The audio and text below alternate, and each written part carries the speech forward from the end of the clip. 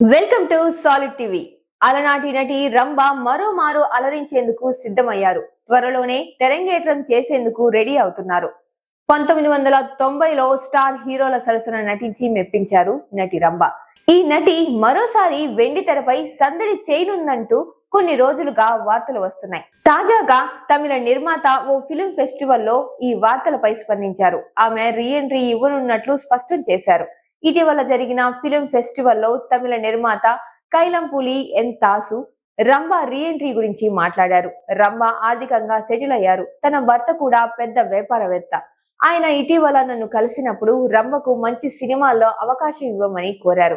అలాంటి ప్రాజెక్ట్ ఏమైనా ఉంటే ఖచ్చితంగా ఆమెను సంప్రదిస్తానని అతడికి హామీ ఇచ్చాను అని చెప్పారు. దీంతో త్వరలోనే నటి రంభ రీ ఎంట్రీ ఖాయమని అభిమానులు భావిస్తున్నారు. రాజేంద్ర ప్రసాద్ హీరోగా నటించిన ఆ ఒక్కటి అడక్కు సినిమాతో టాలీవుడ్ లో గుర్తింపు తెచ్చుకున్న రంభ ఆ తర్వాత వరుస స్టార్ హీరోల సినిమాల్లో అవకాశాలు సొంతం చేసుకుంది. అంతేకాదు దేశముదురు యమదొంగ సినిమాల్లో స్పెషల్ సాంగ్ తో అదరకొట్టేశారు.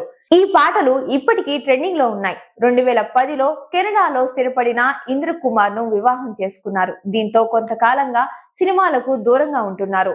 నటనకు దూరంగా ఉన్నప్పటికీ పలు టీవీ డాన్స్ షోలో న్యాయ నిర్ణేతగా వ్యవహరిస్తున్నారు.